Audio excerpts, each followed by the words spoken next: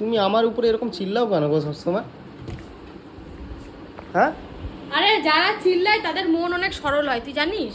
মানে তাদের মনের মধ্যে কিচ্ছু থাকে না। এই যে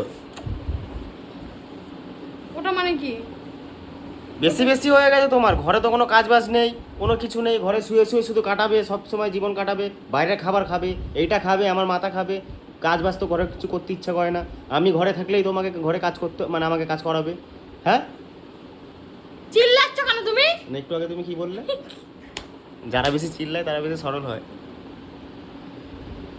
তারপরে তুমি চিল্লাবে? একদম। তুমি তো আমার শুনে শুনে তুমি চিল্লালে। তুমি কিসের সরল? অনেকদিন থেকে যাও। অনেকদিন খাইনি কিন্তু। শুভ থাবর চট থাবড়া মেরে দেবো বলে দিচ্ছি, ভালো, অসভ্য তুমি করবি আরে না।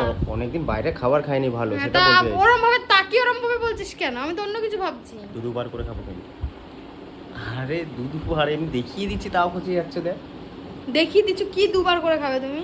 খাবার।